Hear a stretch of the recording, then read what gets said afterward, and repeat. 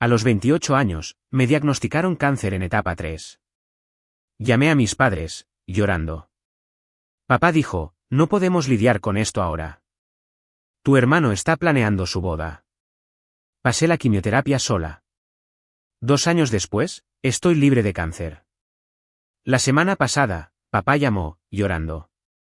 Necesita un cuidador. Mi respuesta fue de exactamente 4 palabras.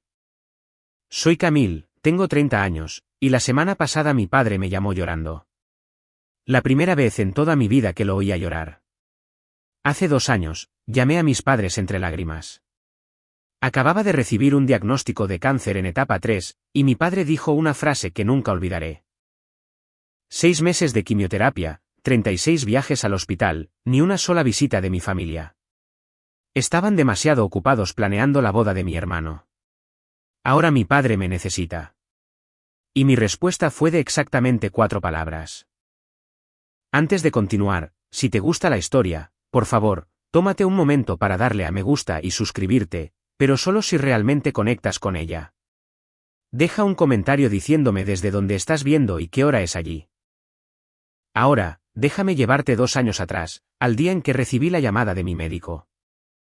Era diseñadora gráfica senior en una agencia de tamaño medio en Boston, el tipo de lugar con paredes de ladrillo visto, demasiadas suculentas y una máquina de café expreso que costaba más que mi primer coche. Amaba mi trabajo. Era buena en ello. Me había abierto paso a pulso de becaria a diseñadora senior en 5 años. Sin ayuda de nadie. Mi apartamento era un dormitorio en Somerville. Nada lujoso, pero era mío. Tenía una planta monstera en el alféizar que había mantenido viva durante 3 años, lo que parecía un milagro menor. Tenía una rutina. Café a las 6:30, gimnasio 3 veces por semana, cena con mi amiga Harper los jueves. Ese miércoles comenzó como cualquier otro. Estaba en medio de una campaña para un gran cliente, una startup de tecnología financiera con una fecha límite que me hacía temblar el ojo. Mi portátil estaba abierto, las notificaciones de Slack sonando cada 30 segundos, cuando mi teléfono vibró con un número que no reconocí. Casi no contesté. Estaba en mi salsa, ya sabes, el flujo creativo. Pero algo me hizo cogerlo. Señorita Atwood. Hablamos de la oficina del Dr. Patterson. Tenemos los resultados de su biopsia. Recuerdo la temperatura exacta de mi café, tibio, porque me había olvidado de él durante 1 hora. Recuerdo la forma en que la luz de la tarde golpeaba la mampara de cristal de la sala de conferencias. Recuerdo haber pensado, los resultados de una biopsia no deberían venir con este tono de voz. Los resultados han llegado, continuó la enfermera. Al Dr. Patterson le gustaría que viniera mañana por la mañana, puede estar aquí a las 8 de la mañana. Mi vaso de Starbucks permaneció intacto el resto del día. No saboreé nada en la cena de esa noche. Solo pensaba, no te llaman para darte buenas noticias. A la mañana siguiente, el Dr. Patterson no perdió el tiempo. Cáncer de mama en etapa 3, dijo, con voz suave pero clínica. El tumor es agresivo. Necesitamos empezar el tratamiento de inmediato. Me senté en esa oficina estéril, con sus diplomas enmarcados y su espatifilo artificial, y sentí que mi cuerpo abandonaba la silla, como si me estuviera viendo desde algún lugar cerca del techo. Una mujer de 20 y tantos años, todavía con la chaqueta que se había puesto para ir a trabajar, escuchando palabras que pertenecían a la vida de otra persona. Señorita Atwood, Camille. Parpadeé. Perdón, estoy aquí. ¿Tiene a alguien que pueda llevarla a casa? Pensé en llamar a Harper, pero apenas eran las 9 de la mañana y ella tenía turno en el hospital. Mis compañeros de trabajo eran conocidos, no amigos. Y entonces, sin pensar, dije, llamaré a mi padre. Esto es lo que necesitáis entender sobre mi familia. Mi padre, Richard Atwood, era el tipo de hombre que creía que su palabra era ley. No a la manera de un villano de dibujos animados, sino de esa forma silenciosa e inamovible que hace que todos a su alrededor ajusten sus vidas para acomodar sus opiniones. Cuando era pequeña, no discutíamos con papá. No cuestionábamos a papá. Simplemente hacíamos lo que papá decía. Y a pesar de todo, a pesar de los años sintiéndome la segunda mejor, todavía recurría a él en ese momento. Porque eso es lo que hacen las hijas, ¿no? Cuando el mundo se desmorona, llamas a tu padre. Salí de la consulta del oncólogo, encontré un banco en el pasillo y saqué mi teléfono. Me temblaban tanto las manos que necesité 3 intentos para pulsar su contacto. El teléfono sonó 2 veces antes de que contestara. Camille, ¿qué pasa? Estoy en medio de algo. Debería retroceder. Dejadme explicar la jerarquía de la familia Atwood. Mi hermano Derek es 2 años menor que yo, pero nunca lo dirías por la forma en que nuestros padres nos trataban. Derek era el hijo. Yo era radiación de fondo. Derek consiguió una beca completa para el Boston College, no porque la ganara, sino porque papá extendió el cheque sin pestañear. A mí me dijeron que las chicas no necesitan títulos caros y saqué $87,000 en préstamos estudiantiles para una universidad estatal. Cuando Derek consiguió su primer trabajo, papá organizó una fiesta. Cuando me ascendieron a diseñadora senior, mamá me envió un mensaje de texto con un emoji de pulgar hacia arriba. Derek acababa de comprometerse con Megan, una mujer perfectamente agradable con un pelo perfectamente mechado y un trabajo perfectamente aburrido en recursos humanos. La boda estaba fijada para octubre, dentro de 4 meses, y había consumido a mi familia como un agujero negro consume la luz. Cada conversación era sobre la boda. Cada cena familiar era planificación de la boda. Mi madre tenía un tablero de Pinterest con 847 pines. Papá, dije al teléfono, con la voz quebrada. Acabo de salir del médico. Tengo cáncer. Etapa 3. Silencio. Esperé. Podía oírle respirar. En algún lugar del fondo, oí la voz de mi madre preguntando quién llamaba. Papá, ¿me has oído? Más silencio. Entonces. Necesito decirte algo, dijo finalmente sobre esa cita con el médico. Vamos a tener que hablar de esto más tarde. Pero no dijo más tarde. Dijo algo más. Por aquel entonces, empecé a guardar capturas de pantalla de nuestras conversaciones de texto. Me dije a mí misma que era solo para recordar cosas. El cerebro de quimio es real y me aterrorizaba olvidar detalles importantes, pero quizás una parte de mí ya sabía que algún día necesitaría pruebas. Papá, tengo cáncer, repetí, esta vez más despacio, como si no lo hubiera entendido. El médico dice que es etapa 3. Necesito empezar la quimioterapia de inmediato. Estoy muy asustada. Estaba llorando ahora, las lágrimas corrían por mi cara en ese pasillo del hospital. Una enfermera pasó y me lanzó una mirada de lástima.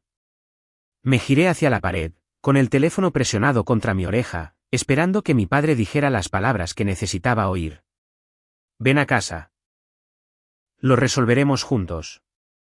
No estás sola. En cambio, obtuve silencio. 5 segundos, 10. Luego. Camille, escucha. Tu madre y yo, no podemos lidiar con esto ahora mismo. Dejé de respirar. ¿Tu hermano está planeando su boda, entiendes? La boda es en 4 meses y hay mucho que hacer. No podemos asumir esto ahora mismo. Eres una chica fuerte. Siempre has sido independiente. Lo resolverás. Su voz se endureció, como siempre hacía cuando quería terminar una conversación. Tengo que irme. Derek y Megan vienen a finalizar el depósito del lugar. La línea se cortó. Me senté en ese banco durante 45 minutos. La gente pasaba, médicos, enfermeras, pacientes, familias. Nadie se detuvo. Yo era solo otra persona en un pasillo teniendo el tipo de día que divide tu vida en un antes y un después. Quería volver a llamar. Quería gritar, vuestra hija podría estar muriéndose. Quería decir, una boda es un día. El cáncer es todos los días durante el resto del tiempo que me quede. Pero no dije nada. Solo hice una captura de pantalla del registro de llamadas. 8:47 de la mañana, duración 2 minutos y 31 segundos, y la añadí a una carpeta que titulé Familia. Esa fue la última vez que llamé a mi padre en 2 años. El primer día de quimioterapia, conduje yo misma al hospital. El centro de infusión estaba en el 4.º piso, una sala llena de sillones reclinables dispuestos en semicírculo, cada uno equipado con un soporte para intravenosa y un pequeño televisor montado en un brazo ajustable. Parecía un spa diseñado por alguien que solo hubiera leído sobre spas en revistas médicas. Me registré, firmé formularios y me asignaron el sillón número 7. La enfermera, una mujer amable llamada Rita con gafas de leer en una cadena de cuentas, accedió a mi puerto e inició el goteo. ¿Primera vez?, preguntó. Asentí. Está bien estar nerviosa, cariño. La mayoría de la gente trae a alguien. Miré alrededor de la sala. Tenía razón. En el sillón 3 había una mujer cuyo marido le sostuvo la mano durante toda la sesión, susurrándole cosas que la hacían sonreír incluso mientras el veneno goteaba en sus venas. En el sillón 5 había un adolescente cuya madre se sentaba a su lado, leyéndole en voz alta de Harry Potter. En el sillón 9 había un anciano cuya hija había traído sopa casera en un termo. En el sillón 7 estaba yo, solo yo. Le envié un mensaje a mi madre, empezando la quimio hoy. Estoy asustada. Respondió 6 horas después, cuando ya estaba en casa, acurrucada en el suelo del baño con unas náuseas para las que no estaba preparada. Aguanta, cariño. Mamá está en la floristería con Megan eligiendo los centros de mesa, peonías o rosas. ¿Qué opinas? Me quedé mirando ese mensaje durante mucho tiempo. Luego le hice una captura de pantalla, la añadí a la carpeta y respondí. Las rosas están bien. No le dije que había pasado la última hora con arcadas. No le dije que había tenido que parar 2 veces en el camino a casa porque se me nublaba la vista. No le dije nada real. ¿Qué sentido tenía? Conocí a Harper Sullivan durante mi 3ª sesión de quimio. Era una enfermera especializada que dirigía un grupo de apoyo para pacientes con cáncer, uno de esos programas hospitalarios que existen porque alguien escribió una propuesta de subvención sobre el cuidado holístico o los resultados de bienestar del paciente. Ignoré los folletos durante 2 semanas hasta que Harper se me acercó directamente. Siempre estás sola, dijo, sentándose en la silla vacía junto a la mía. Tenía el pelo rojo rizado recogido en una práctica coleta y el tipo de contacto visual directo que hacía difícil mentir. Noté esas cosas. Estoy bien. No te pregunté si estabas bien. Sonrió, pero no era con lástima. Era cálida. Te pregunté por qué siempre estás sola. Gran diferencia. Debería haberla despachado. Debería haber dicho algo educado y displicente, como había aprendido a manejar las conversaciones que no quería tener. Pero llevaba 3 rondas de quimio. Mi pelo empezaba a ralear y no había tenido una conversación real con nadie en semanas. Mi familia está ocupada, dije. Y luego, porque algo en Harper hacía que la honestidad se sintiera segura, con la boda de mi hermano. Su expresión no cambió, pero vi algo parpadear en sus ojos. Reconocimiento, quizás, o ira en mi nombre. ¿Cuándo es la boda? En octubre. ¿Y cuándo está programada tu última sesión de quimio? En noviembre. Asintió lentamente. Sabes, llevamos registros de visitantes en este hospital. Cada paciente, cada visita, quién vino a verlos y cuándo. Es sobre todo por seguridad, pero algunas personas solicitan copias más tarde, para sus archivos, para sus recuerdos. No entendí por qué me estaba diciendo esto. No en ese momento. Pero lo guardé. Y 3 días después, solicité mi primera copia. La boda de Derek estaba programada para el 15 de octubre. Estaba entre ciclos de quimio, la breve ventana en la que me sentía casi humana, donde las náuseas se habían desvanecido pero el agotamiento no se había instalado por completo. No pensaba ir. No me habían pedido que formara parte del cortejo nupcial, ni siquiera como lectora o para encender una vela. Pero pensé que quizás aparecería, me sentaría al fondo, vería a mi familia. Entonces mi padre llamó, una de sus raras llamadas. Camille, sobre la boda, comenzó. Tu madre y yo hemos estado hablando. La esperanza parpadeó en mi pecho. Estúpida y obstinada esperanza. Creemos que es mejor que no asistas. La esperanza murió. ¿Entiendes?, continuó, como si estuviera explicando algo obvio a una niña. Te ves mal. Has perdido peso. ¿Tu pelo? Se aclaró la garganta. Es el día especial de Derek. No queremos que nada lo eclipse. Nada significaba yo. Eclipsar significaba recordar a todos que su hija estaba luchando por su vida mientras ellos celebraban centros de mesa y planos de asientos. Entiendo, dije, y lo entendí. Entendí exactamente qué tipo de familia tenía. La boda se celebró sin mí. Vi las fotos en Facebook. La publicación de mi madre obtuvo 247 me gusta mientras yo yacía en la cama recuperándome de la cuarta ronda. Mi padre con su traje de Brooks Brothers, radiante. Mi madre en seda color champán, secándose los ojos. Derek y Megan, dorados y resplandecientes, rodeados de 150 invitados que no tenían idea de que la hermana del novio existía. El pie de foto decía, el día más feliz de la vida de nuestra familia. Le hice una captura de pantalla, la añadí a la carpeta. Luego cerré Facebook y no lo volví a abrir en 6 meses. Hay cosas que no necesitas ver 2 veces.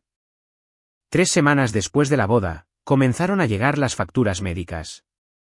Mi seguro cubría mucho, gracias a Dios por el plan PPO de mi empresa, pero mucho no es lo mismo que todo. Después de deducibles, copagos y los medicamentos que mi plan consideraba fuera del formulario, me enfrentaba a $47.000. $47.000 que no tenía. Vendí mi coche. Cancelé todas las suscripciones. Dejé de comprar alimentos que no estuvieran en oferta. Y cuando eso todavía no fue suficiente, hice algo que había jurado que nunca volvería a hacer. Le pedí ayuda a mi padre. Papá, estoy en problemas. Las facturas médicas son más de lo que puedo manejar, ¿podrías prestarme algo de dinero? Te lo devolveré. Me quedé mirando ese texto durante 20 minutos antes de enviarlo. Mi dedo flotaba sobre el botón como si fuera un detonador. Pero estaba desesperada, y la desesperación te hace olvidar tu orgullo. Su respuesta llegó 2 horas después. Tu madre y yo acabamos de terminar de pagar la boda de Derek.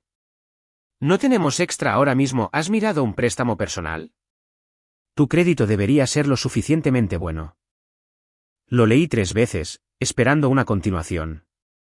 Un lo siento o un ojalá pudiéramos ayudar o incluso un te queremos. No llegó nada. $47.000. Ese era el precio de mi supervivencia. Y mi familia, que acababa de gastar $80.000 en una boda para mi hermano, como Derek había mencionado con orgullo a los parientes, no podía prescindir ni de un centavo. Hice una captura de pantalla de la conversación. La añadí a la carpeta. Luego solicité un préstamo personal con un tipo de interés del 14%, porque ¿qué otra opción tenía? Estaría pagándolo durante años, pero estaría viva para hacerlo. Al menos, eso esperaba. La peor noche llegó después de la cuarta ronda. Mi oncólogo me había advertido que los efectos acumulativos de la quimio se acumulan, cada ronda más dura que la anterior. Pero nada te prepara para estar tirada en el suelo del baño a las 2 de la madrugada, temblando tan fuerte que te castañetean los dientes mientras tu cuerpo intenta rechazar cada célula que contiene. Perdí el pelo esa noche. No gradualmente, como había estado sucediendo, mechón a mechón, puñado a puñado, sino todo de una vez. Me desperté con una almohada cubierta de pelo rubio. El pelo que había tenido desde que nací. El pelo que mi madre solía trenzarme cuando era pequeña. Me arrastré hasta el inodoro y vomité hasta que no quedó nada. Luego seguí vomitando. A las 2:47 de la madrugada, llamé a mi madre. El teléfono sonó 8 veces antes de pasar al buzón de voz. Volví a llamar. Buzón de voz de nuevo. A las 3:15 de la madrugada, le envié un mensaje a Harper. Creo que necesito ayuda. Apareció en mi apartamento 40 minutos después, todavía con su uniforme de un turno tardío. No dijo nada, solo se sentó conmigo en el suelo del baño, me sujetó lo que quedaba de mi pelo y se quedó hasta que salió el sol. Mi madre devolvió la llamada a las 10:23 de la mañana. Cariño, llamaste anoche. Tenía el teléfono en silencio. Megan y yo estábamos en el spa. Alivio del estrés posboda. Ya sabes cómo es. Una pausa. ¿Qué necesitabas? Miré a Harper, que me estaba preparando un té en mi pequeña cocina. Luego miré las calvas en mi cabeza en el espejo del baño. Nada, mamá.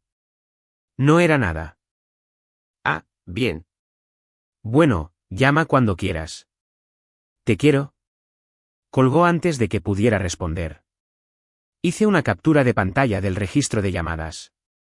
Y entendí, finalmente, lo que significaba la familia.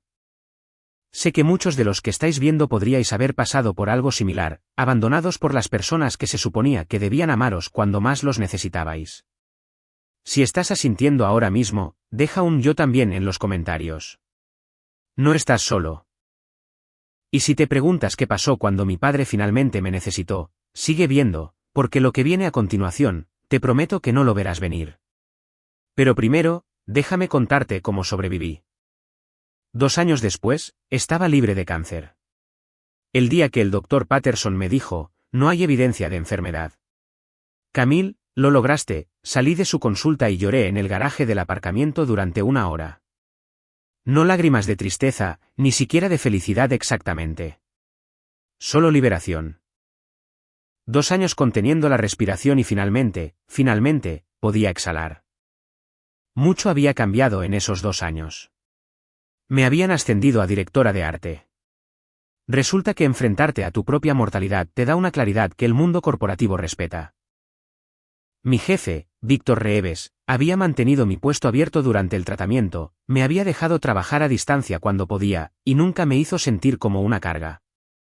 Eres talentosa, dijo simplemente cuando le di las gracias. Vale la pena esperar por el talento. También me había mudado, vendí mi pequeño apartamento de Somerville y compré un condominio en Beacon Hill. Nada enorme, pero tenía una ventana que daba al río Charles y espacio suficiente para mi monstera, que de alguna manera había sobrevivido a todo lo que yo había sobrevivido. Me compré una bufanda de cachemira azul marino para celebrar mi primer año de remisión. Era la cosa más cara que había poseído que no fuera una factura médica. Harper y yo seguíamos siendo cercanas, más cercanas que nunca. Cenábamos todos los jueves como antes, pero ahora ella se sentía menos como una amiga y más como una hermana. La hermana que siempre había querido. Mi familia no los había visto en 2 años. Intercambiábamos lo mínimo. Un mensaje de feliz año nuevo, un emoji de cumpleaños. Nada real. Nada que importara. Había hecho las paces con ello. O al menos, había hecho una tregua frágil. Tenía una vida ahora, una buena vida, una vida que había construido yo misma desde cero. Y entonces mi padre llamó. Era un jueves por la tarde. Estaba preparando la cena, salmón con verduras asadas, porque había aprendido a cocinar de verdad durante la quimio, cuando necesitaba controlar exactamente lo que comía. Mi teléfono se iluminó con un nombre que no había visto en años. Papá. Me quedé mirándolo. El salmón chisporroteaba en la sartén. El teléfono seguía vibrando. Mi primer instinto fue dejar que saltara el buzón de voz, como había aprendido a dejar pasar muchas cosas. Pero algo, curiosidad quizás, o la parte masoquista de mí que todavía quería creer, me hizo contestar. Hola. Camille. Su voz era diferente, débil, insegura. Mi padre nunca había sonado inseguro en su vida.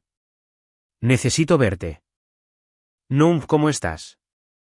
No, ha pasado mucho tiempo.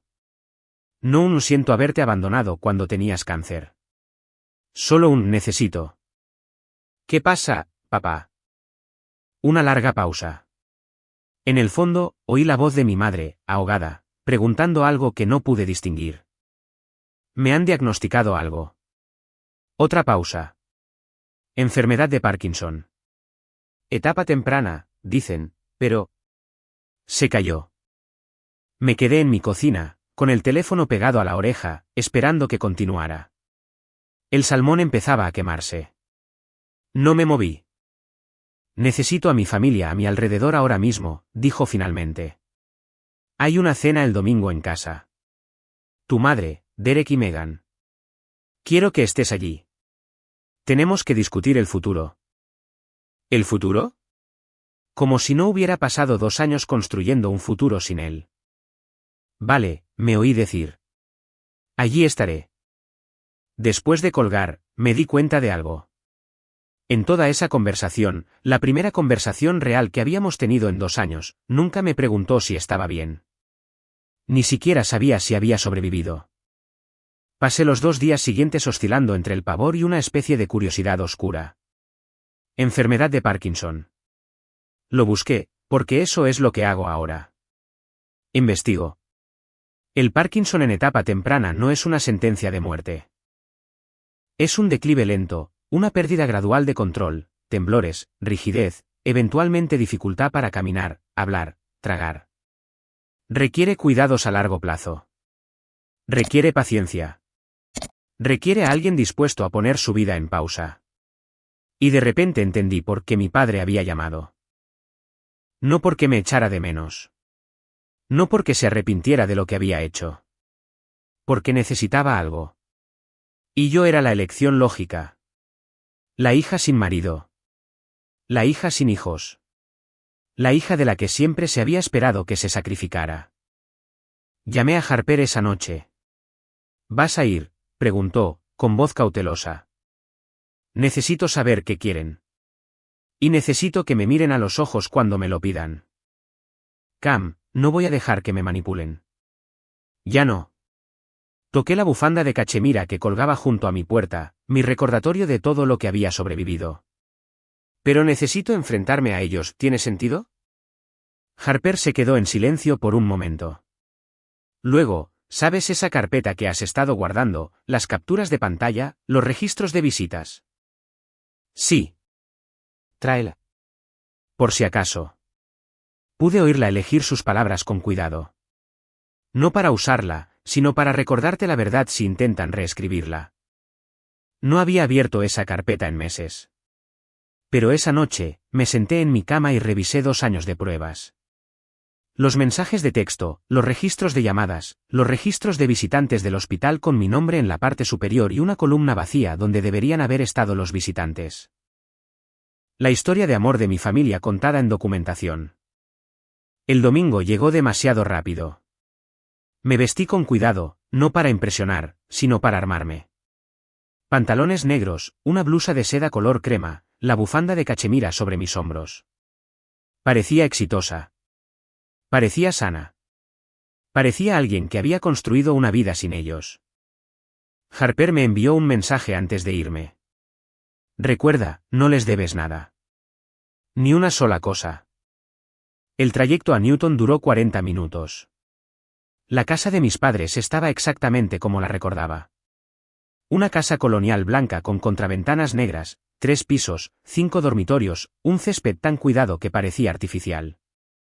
La casa en la que crecí pero a la que nunca pertenecí. La casa donde aprendí que el amor venía con condiciones. Me senté en mi coche durante 5 minutos, observando la cálida luz que salía de las ventanas del comedor. Podía ver figuras moviéndose dentro. Mi madre, probablemente poniendo la mesa con la porcelana buena, el cristal de Waterford, la cubertería de plata, todos los accesorios de una familia que parecía perfecta desde fuera. Mi teléfono vibró. Harper de nuevo. Puedes con esto. Sobreviviste al cáncer. Puedes sobrevivir a una cena. Tenía razón. Me había enfrentado a la muerte. ¿Qué era una comida familiar comparado con eso? Cogí mi bolso, dentro de él, mi teléfono con la carpeta que contenía todo, y subí por el sendero de ladrillos hasta la puerta principal. El timbre sonó las mismas 3 notas que había sonado toda mi vida. Mi madre respondió, su rostro con una expresión que no pude leer del todo. Alegría, alivio, culpa. Camille. Me abrazó antes de que pudiera reaccionar. Olía a Chanel número 5. El mismo perfume que había llevado a mi graduación de secundaria, a la boda de Derek, a cada momento importante que no me incluía. Te ves maravillosa. Entra. Entra. Entré y me preparé. El comedor no había cambiado en 2 años, o quizás en 20. La mesa de caoba para 12, incluso cuando solo éramos 5. La lámpara de araña de cristal que mi abuela había traído de Irlanda, o eso decía la historia. Las fotos familiares en la pared, dispuestas cronológicamente, deteniéndose abruptamente alrededor de mi 18º cumpleaños. Noté ese detalle por primera vez, la línea de tiempo de las fotos. Estaba la graduación universitaria de Derek, la fiesta de compromiso de Derek, la boda de Derek. Pero yo, estaba congelada a los 18, incómoda con un vestido de graduación, sonriendo a una cámara a la que no le importaba. Camille. Derek se levantó de su asiento, siempre el chico de oro, acercándose a mí con los brazos abiertos. Detrás de él, Megan permanecía sentada, una mano descansando sobre su vientre, embarazada de 5 meses, había oído por ahí. La siguiente generación del favoritismo Atwood ya en desarrollo. Derek. Acepté su abrazo con rigidez. Se sentía más corpulento de lo que recordaba. La suavidad de un hombre que no tiene que luchar por nada. Te ves genial. Realmente genial. Sus ojos se desviaron hacia mi pelo, que finalmente había vuelto a crecer, aunque más corto que antes. Tuvo la decencia de no mencionarlo. Y entonces vi a mi padre. Estaba sentado a la cabeza de la mesa, donde siempre se había sentado. Pero algo era diferente.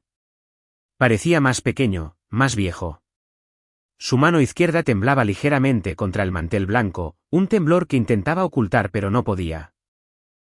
Sus ojos, cuando se encontraron con los míos, contenían algo que nunca había visto antes. ¿Miedo? Siéntate, Camille. Su voz seguía siendo autoritaria, pero deshilachada en los bordes. Tenemos mucho de qué hablar. Tomé el asiento frente a Derek, con la espalda recta, mi bolso a mi lado en el suelo. Dentro de él, mi teléfono esperaba. La trampa estaba puesta. Simplemente no estaba segura todavía para quién estaba puesta. Mi madre sirvió la cena. Costillar de cordero, patatas asadas, judías verdes con almendras, la misma comida que preparaba para cada reunión familiar importante.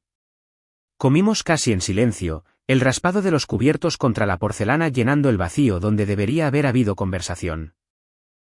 Cuando retiraron los platos, mi padre se levantó, o lo intentó. Sus piernas parecían resistirse, y se agarró al borde de la mesa para apoyarse antes de encontrar el equilibrio. Iré directo al grano, dijo, su voz llevando la autoridad de un hombre que había pasado 62 años sin ser cuestionado. Todos sabéis sobre mi diagnóstico. Parkinson en etapa temprana, pero va a progresar. Los médicos dicen que necesitaré asistencia a largo plazo. Dejó eso flotando en el aire. Mi madre se miró las manos. Derek se movió en su asiento. Megan se frotó el vientre. Lo hemos discutido en familia. ¿Cuándo? Pensé. ¿Cuándo se discutió esto sin mí? Y creemos que el mejor arreglo es que alguien vuelva a casa para ayudar con mis cuidados. Sus ojos se posaron en mí. Camille, eres la elección obvia. Sentí la palabra obvia como una bofetada. No la mejor, no la preferida, obvia.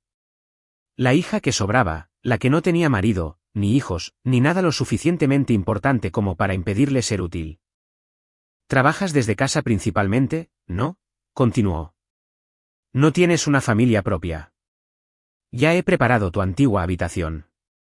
Es hora de que vuelvas y contribuyas a esta familia. ¿Contribuir? Como si hubiera estado holgazaneando sin hacer nada mientras ellos ignoraban mi cáncer. Como si lo único que tuviera que ofrecer fuera servidumbre. Derek asintió, sin mirarme a los ojos. ¿Tiene sentido, Cam?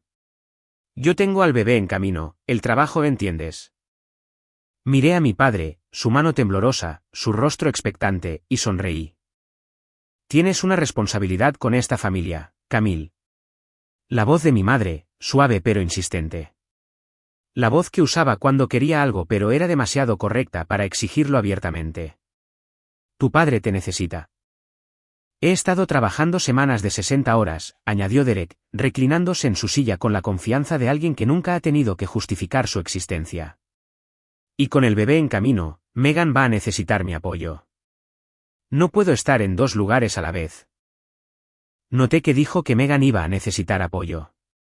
No que él quisiera estar allí, solo que Megan lo necesitaría. Una excusa conveniente.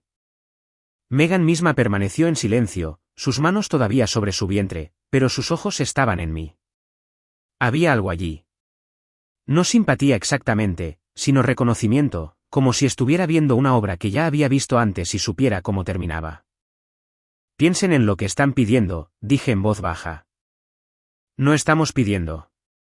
La voz de mi padre se endureció. Te estamos diciendo lo que tiene que pasar. Eres la hija. Esto es lo que hacen las hijas. Esto es lo que hacen las hijas. Las palabras flotaron en el aire como humo. Sentí que mi pulso se aceleraba. Sentí la vieja y familiar presión de cumplir, de acomodar, de hacerme pequeña para que todos los demás pudieran estar cómodos. Pero esa Camille estaba muerta. Había muerto en el suelo de un baño 2 años atrás, sola, con un teléfono lleno de mensajes ignorados y una familia a la que no le importaba aparecer. Antes de responder, dije, mi voz firme a pesar de los latidos en mi pecho, quiero preguntarte algo, papá. Parecía sorprendido. La gente no le hacía preguntas a Richard Atwood. Simplemente respondían a las suyas. ¿Cuándo fue la última vez que preguntaste cómo estaba? Silencio. ¿Cuándo fue la última vez, continué, que preguntaste si siquiera seguía viva? El silencio se alargó. La sonrisa de mi madre se había congelado. Derek de repente estaba muy interesado en su vaso de agua. Incluso Megan se reclinó ligeramente, como si se distanciara de lo que estaba a punto de suceder. ¿De qué estás hablando?, preguntó mi padre. Pero su voz había perdido parte de su filo. Estoy haciendo una pregunta simple. Dices que tengo una responsabilidad con esta familia. Pero cuando estuve enferma, muy enferma, luchando por mi vida, ¿dónde estaba esta familia? Camille, eso no es, comenzó mi madre. No, quiero una respuesta. Mantuve la voz tranquila. Había pasado 2 años aprendiendo a mantener la calma cuando todo dentro de mí gritaba. Papá, ¿sabes siquiera si todavía estoy en remisión? ¿Sabes qué mostró mi última ecografía? ¿Sabes algo sobre mi salud? Otro silencio. Este más agudo. Estás sentado aquí, continué, luciendo perfectamente saludable para mí, ¿y me equivoco? El rostro de mi padre cambió. Confusión primero, luego el comienzo de algo más oscuro. ¿Qué quieres decir con perfectamente saludable? Dijiste que tenías cáncer. Papá, yo tuve cáncer en etapa 3. Dejé que la palabra aterrizara. Pasé por 6 meses de quimioterapia. Perdí el pelo. Perdí casi 7 kilos. Gasté $47,000 de mi bolsillo porque me dijiste que no podías ayudar. ¿Yo? La boca de mi padre se abrió y se cerró. Por primera vez en mi vida, lo vi sin palabras. Y aquí está la parte que necesito que entendáis. Cogí mi bolso lentamente, deliberadamente. Mis manos ya no temblaban. Estoy libre de cáncer ahora. 2 años en remisión. Pero no lo sabíais, ¿verdad? Nunca preguntasteis. Saqué mi teléfono. Nunca preguntasteis por qué no os importaba. El rostro de mi padre se había puesto pálido. Mi madre lloraba ahora. Lágrimas silenciosas, del tipo que siempre lloraba cuando quería parecer frágil sin hacer una escena. Eso no es justo, susurró. Estábamos lidiando con la boda. ¿Y la boda? Asentí lentamente. La boda de Derek, que fue lo suficientemente importante como para planificarla, lo suficientemente importante como para pagar $80,000 por ella. Sí. Te oí presumir ante la tía Linda. Pero mi tratamiento contra el cáncer no fue lo suficientemente importante como para visitarme. Ni una vez. Ni una sola vez. Derek se movió incómodo. Cam, no sabíamos que era tan grave. Llamé a papá el día que me diagnosticaron. Estaba llorando. Le dije que tenía cáncer en etapa 3. Miré directamente a mi padre. Y tú dijiste, y cito, no podemos lidiar con esto ahora. Tu hermano está planeando su boda. Yo no, comenzó mi padre. Sí, lo hiciste. Desbloqueé mi teléfono, abrí la carpeta y lo coloqué boca arriba sobre la mesa de caoba. ¿Te gustaría ver los mensajes de texto donde me dijiste que no podías prestarme dinero para el tratamiento porque acababas de pagar la boda, o el registro de llamadas que muestra que mamá no contestó cuando la llamé a las 2 de la madrugada porque estaba demasiado enferma para ponerme de pie, o quizás te Gustaría ver mis registros de visitantes del hospital. Me desplacé hasta el documento. Líneas y líneas de fechas, horas, y una columna que repetía la misma palabra una y otra vez. Ninguno. Ninguno. Ninguno. 36 visitas al hospital, dije. 36 sesiones de quimioterapia, 0 visitantes. La sala estaba en absoluto silencio. La mano de Megan había caído de su vientre. Estaba mirando el teléfono, luego a Derek, luego a mis padres. Algo había cambiado en su expresión. Mi madre extendió la mano hacia el teléfono, luego la retiró. Yo no, comenzó, pero no quedaba nada que decir. Deslicé el teléfono hacia el centro de la mesa. La pantalla brillaba bajo la suave luz de la lámpara de araña, mostrando mi registro de visitantes del hospital, un documento que había solicitado 3 veces en 2 años.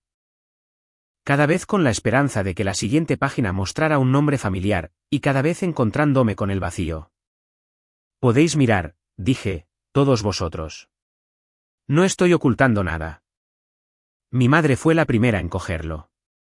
Sus manos temblaban mientras se desplazaba por meses de entradas, fechas estampadas en una fuente institucional, mi nombre en la parte superior como un número de identificación de paciente, y esa devastadora columna, visitantes. Ninguno. Ninguno. Ninguno. No entiendo, susurró. ¿Por qué no nos dijiste lo grave que era? Sí os lo dije. Saqué las capturas de pantalla. Aquí es donde te envié mi horario de quimio, y aquí es donde respondiste preguntando sobre rosas versus peonías. Aquí es donde le pedí dinero a papá y me dijo que pidiera un préstamo. Aquí es donde te llamé 23 veces en 6 meses y respondiste 2 veces. Derek le quitó el teléfono a mi madre, desplazándose por las pruebas. Su rostro había adquirido un color grisáceo que nunca antes le había visto. Megan se inclinó sobre su hombro, leyendo, con la mandíbula apretada. Esto es. Derek negó con la cabeza. Esto no puede estar bien. Está bien. Respiré hondo. Cada captura de pantalla tiene marca de tiempo. Cada registro de visitantes es documentación oficial del hospital. Esta no es mi opinión, Derek. Esto es lo que pasó. Esto es lo que todos vosotros hicisteis. Miré a mi padre. No se había movido. Su mano temblorosa estaba presionada contra la mesa como si intentara estabilizarse contra algo más que el Parkinson. No necesito que nadie se disculpe, dije en voz baja. Solo necesito que recordéis esto. Recordadlo cuando me preguntéis qué voy a hacer a continuación. Si estás pensando, estaba demasiado preparada para esto, tienes razón. Lo estaba. Porque cuando has sido traicionado por las personas que se suponía que debían protegerte, aprendes a protegerte a ti misma. Aprendes a guardar las pruebas. Aprendes que los sentimientos pueden ser negados, pero los documentos no. Dale al botón de me gusta si crees que a veces la verdad es la única arma que necesitas. Y quédate conmigo, porque mis 4 palabras están por llegar. El silencio que siguió fue el sonido más fuerte que había oído en mi vida. Mi madre lloraba abiertamente ahora. No las lágrimas teatrales de antes, sino algo más crudo. Su rímel se corría, dejando rastros oscuros por sus mejillas. No lo sabía, seguía diciendo. Camille, no lo sabía. Lo sabías, mamá. Simplemente elegiste no ver. Derek todavía sostenía mi teléfono, revisando las capturas de pantalla como si buscara algo que los declarara a todos inocentes. No lo encontraría. Mi padre finalmente habló. Esto es el pasado. Su voz era áspera. La autoridad, resquebrajada. Lo hecho está. Lo que importa ahora es el presente. Estoy enfermo, Camille. Necesito ayuda.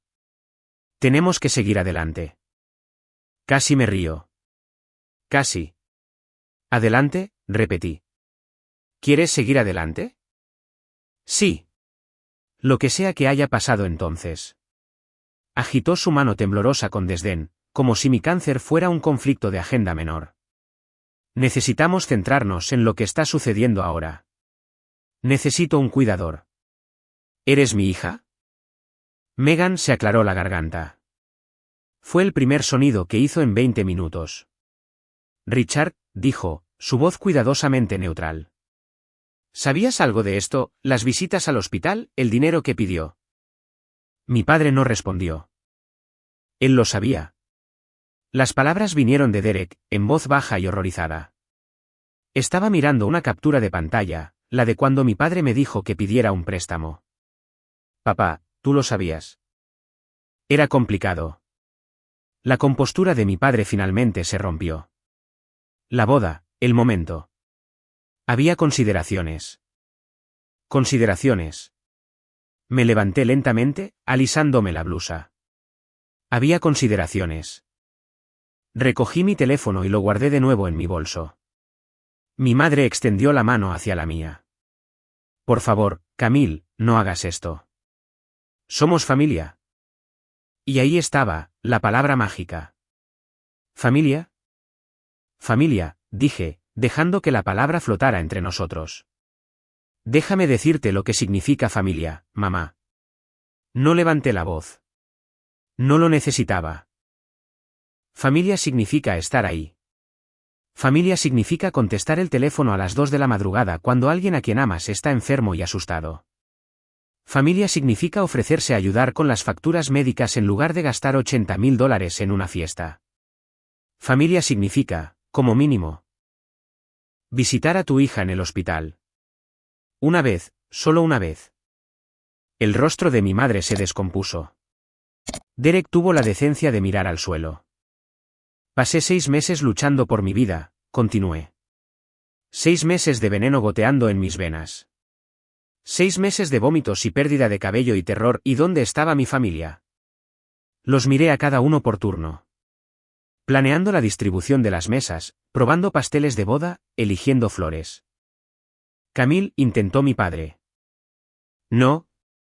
La palabra salió lo suficientemente afilada como para cortar. Ya no tienes derecho a llamarme Camille. No soy tu plan B. No soy el premio de consolación. No soy la hija a la que llamas cuando necesitas algo y a la que ignoras cuando no. Cogí mi bolso, mi bufanda, mi dignidad. Tienes un hijo, le dije a mi padre. Un hijo por cuya boda pagaste $80,000. Un hijo al que nunca le has pedido que sacrifique nada, ¿por qué no le pides a él que sea tu cuidador? La cabeza de Derek se levantó de golpe. No puedo. Tengo responsabilidades. Yo también las tenía. Lo miré a los ojos. Tenía un trabajo. Tenía una vida. Tenía cáncer. Y lo manejé todo sola porque todos estabais demasiado ocupados. Comencé a caminar hacia la puerta, mis tacones resonando contra el suelo de madera. Detrás de mí, oí la voz de mi padre, rota de una manera que nunca antes la había oído. Camille, por favor. Te lo ruego. Me detuve, me di la vuelta. Mi padre lloraba. Nunca lo había visto llorar antes. No cuando murió su madre.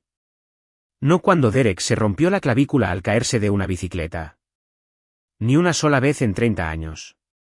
Pero ahora, las lágrimas corrían por su rostro, su mano temblorosa limpiándolas ineficazmente. Lo siento, dijo entrecortadamente. Sé que lo manejé mal, pero tengo miedo, Camille. Tengo miedo de lo que viene. Te necesito. Por favor. ¿Eres mi hija? Por un momento, un breve y traicionero momento, sentí el viejo tirón, la desesperada necesidad de ser amada, de ser querida, de ser suficiente. La niña dentro de mí que había pasado toda su vida tratando de ganarse la aprobación de su padre. Pero esa niña había crecido. Había sobrevivido al cáncer sola. Había reconstruido su vida desde la nada. Ya no necesitaba la aprobación de Richard Atwood. Papá, dije, mi voz firme y clara. Te escucho, y entiendo que tienes miedo, pero hay algo que necesito que escuches.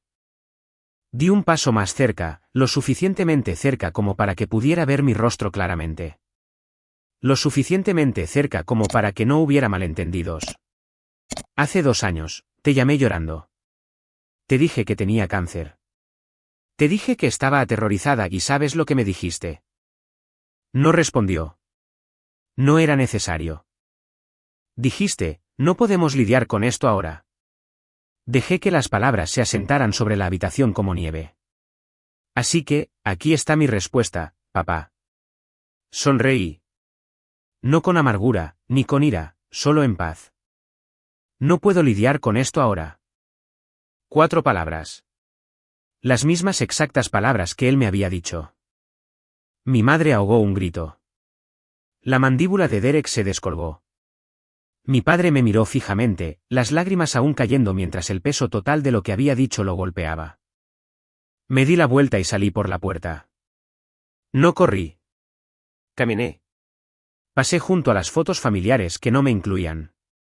Pasé junto a la lámpara de araña de cristal y los muebles de caoba y todos los costosos accesorios de una familia que parecía perfecta desde fuera. Pasé junto a mi madre, que extendió la mano hacia mí y luego la dejó caer cuando no aminoré el paso. Camille, llamó Derek desde detrás de mí. Camille, espera. No esperé. Abrí la puerta principal, pisé el sendero de ladrillos y seguí caminando. El aire fresco de la tarde me golpeó la cara como un alivio. Mi coche estaba donde lo había dejado, todavía aparcado en la entrada. Detrás de mí, oí que la puerta se abría de nuevo, pasos en el sendero, la voz de mi madre, aguda y desesperada. Por favor, no hagas esto. Somos tu familia. Te queremos. Me detuve junto a la puerta de mi coche y me di la vuelta. Mamá, dije suavemente. La familia no te deja sola para morir. Y el amor no es algo que solo ofreces cuando necesitas algo a cambio. Su rostro se descompuso. Por un momento, sentí algo. No culpa exactamente, sino una especie de duelo por la madre que podría haber sido, por la relación que podríamos haber tenido si las cosas hubieran sido diferentes. Adiós, mamá. Entré en mi coche, arranqué el motor, ajusté los espejos. En el retrovisor, podía verlos. Mi madre de pie en el sendero, llorando. Mi padre en la puerta, apoyado en Derek. Megan detrás de todos ellos, con la mano en el vientre, viéndome marchar con una expresión que no pude leer. Salí de la entrada hacia la calle arbolada. Y no miré atrás. Ni una vez. La bufanda de cachemira era suave contra mi cuello. El camino por delante estaba despejado. Y por primera vez en 30 años, sentí que podía respirar. Finalmente era libre. Una semana después, mi madre llamó. Respondí, no porque le debiera nada, sino porque tenía curiosidad, y quizás, solo quizás, porque algunos hábitos son más difíciles de matar que otros. Camille. Su voz sonaba cansada, más vieja de lo que recordaba. Quería que supieras lo que está pasando aquí. Vale. Derek ha tenido que tomarse una licencia en el trabajo. Hizo una pausa. Tu padre, su condición está progresando más rápido de lo que pensaban. Necesita asistencia diaria ahora. Comidas, recordatorios de medicación, ayuda para vestirse. Escuché sin comentar. Derek lo está haciendo. No tuvo otra opción. Con Megan embarazada, no podían permitirse un cuidador a tiempo completo, y tu padre se negó a considerar una residencia de ancianos. Otra pausa. Derek se perdió un proyecto importante. Su supervisor no estaba contento. Se habla de que podría no recibir el ascenso que esperaba. Pensé en Derek, el chico de oro Derek, a quien nunca se le había pedido que sacrificara nada. Derek, que tuvo una boda de $80,000 pagada mientras yo sacaba préstamos para la quimio. Derek, que se había sentado en esa mesa y había sentido cuando nuestro padre exigió que renunciara a mi vida. Siento oír eso, dije. Y lo decía en serio. No por Derek, sino por la situación. Por la inevitable colisión entre la expectativa y la realidad. Megan está estresada, continuó mi madre. Ella no se apuntó a esto. Están discutiendo constantemente. Ella dice... Se detuvo. Ella dice que... Un largo suspiro. Dice que está empezando a entender por qué te fuiste. Dejé que eso se asentara por un momento. Megan, la observadora silenciosa que lo había visto todo desde la barrera, estaba empezando a ver. Gracias por decírmelo, mamá. Volverás para ayudar. No, dije, pero espero que Derek lo resuelva. Colgué. 3 semanas después de la cena, recibí un mensaje de texto de mi madre. Solo un mensaje, pero era diferente a todo lo que me había enviado antes. Camille, he estado pensando mucho. Te debo una disculpa. Una de verdad. No una excusa. Debería haberte protegido cuando estabas enferma. Debería haberme enfrentado a tu padre. Debería haber estado allí. No lo estuve. Y tengo que vivir con eso. No te pido que me perdones. No pido nada. Solo necesitaba que supieras que ahora lo veo. Veo lo que hicimos. Y lo siento. Lo leí 3 veces. Esto era nuevo. Mi madre nunca había asumido la responsabilidad individual por nada en su vida. Existía en la voz pasiva. Las cosas pasaban. Las situaciones se desarrollaban. Se cometían errores. Pero aquí estaba ella diciendo, yo debería haber, yo no estuve, lo siento. No respondí de inmediato. Me senté con ello durante 2 días, dándole vueltas en mi mente como una piedra en mi mano. Al tercer día, respondí. Aprecio que digas eso. No estoy lista para hablar todavía, pero te escucho. Su respuesta llegó casi de inmediato. Está bien. Cuando estés lista. O nunca. Lo que necesites. Lo que necesites. 4 palabras. Completamente diferentes a las 4 palabras que me habían dado 2 años atrás. Le mostré los mensajes a Harper durante la cena de ese jueves.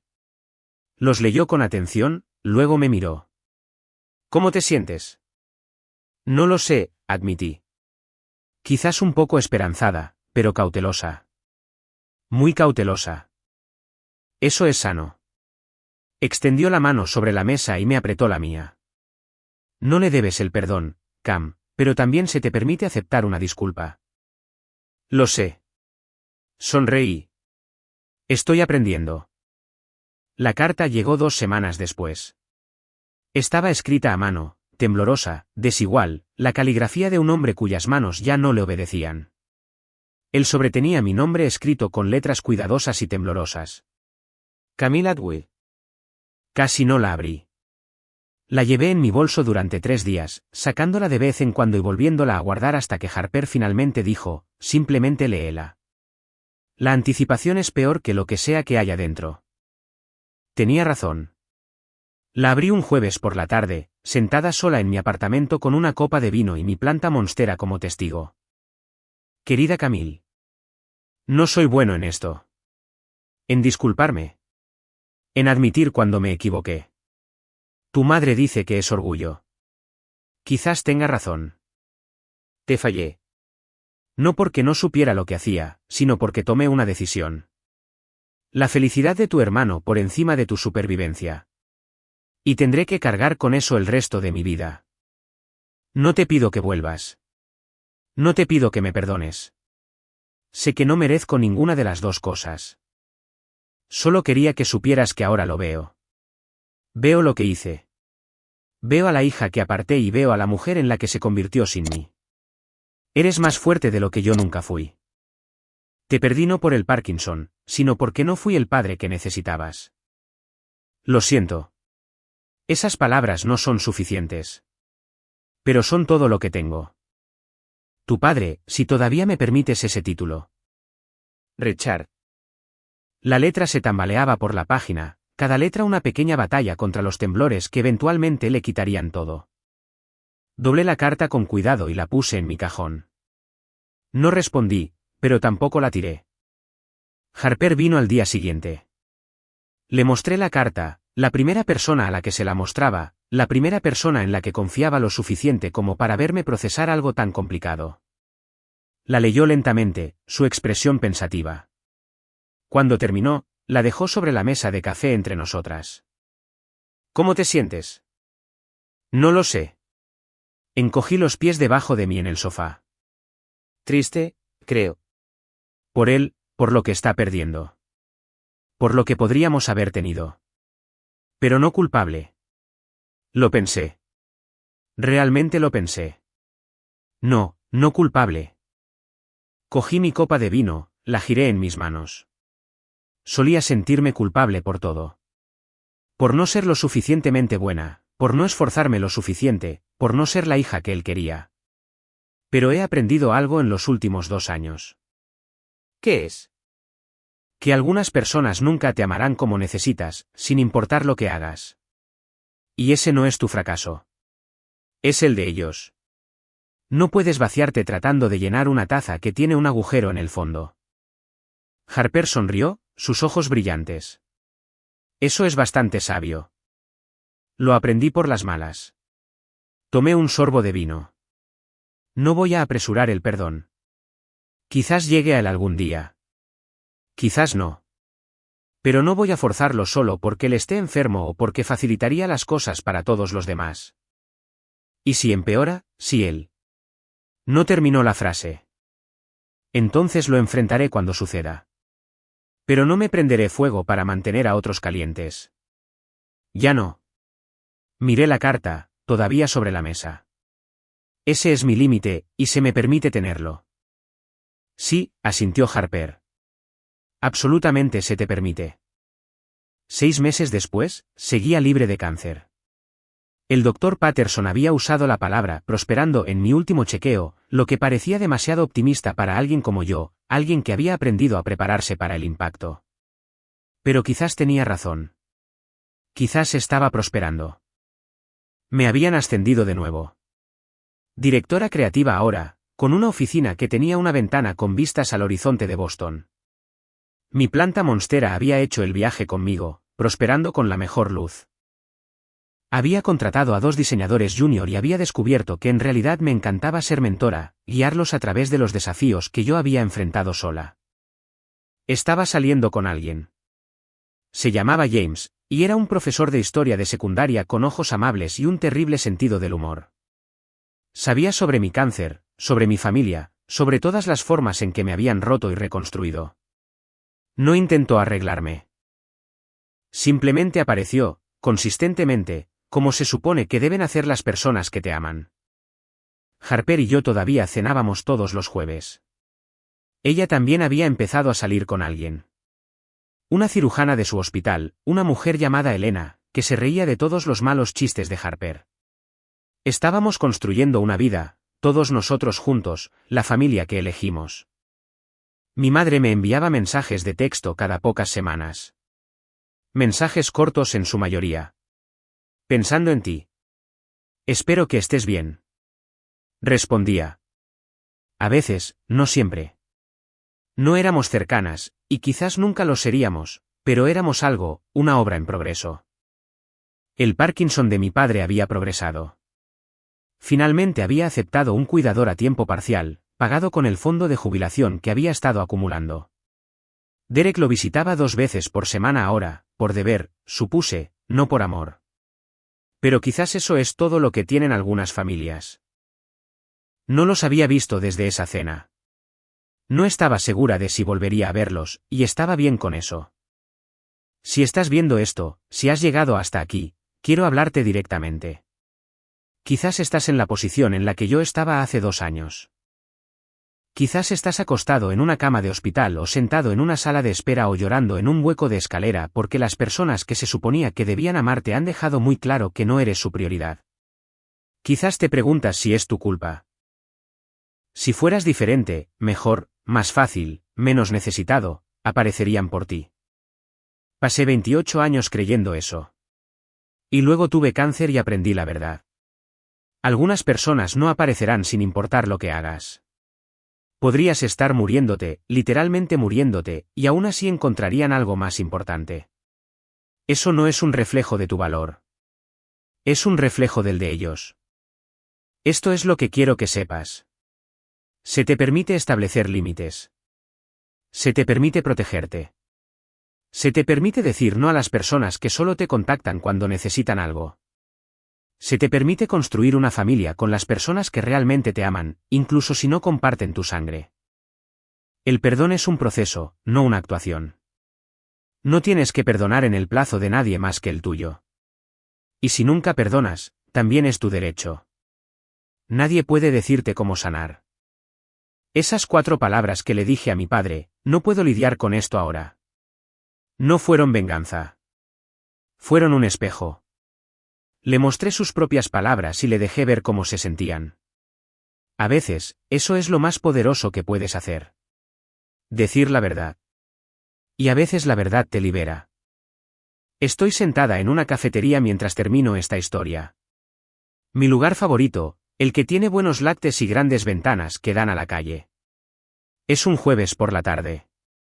Harper estará aquí en 1 hora para nuestra cena semanal. Mi teléfono está en mi bolsillo. Dentro de él, todavía hay una carpeta llamada Familia.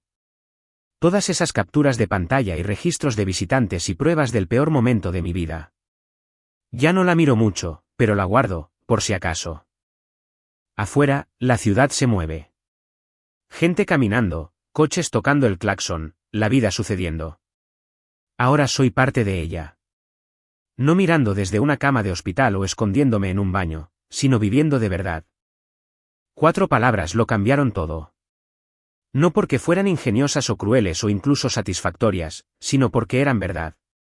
Soy Camille, 30 años, superviviente de cáncer, y he aprendido algo que me tomó demasiado tiempo entender. La familia no es la sangre. La familia es quien está ahí cuando más los necesitas.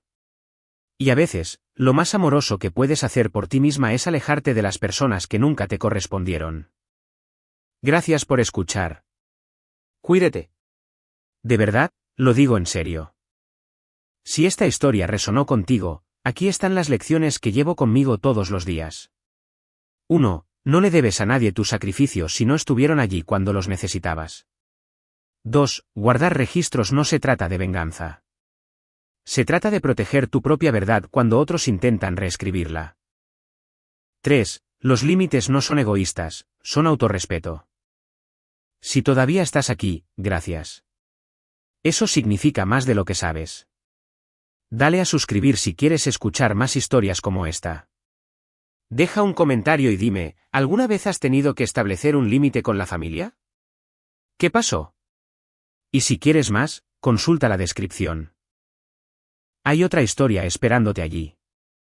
Hasta la próxima, cuídate.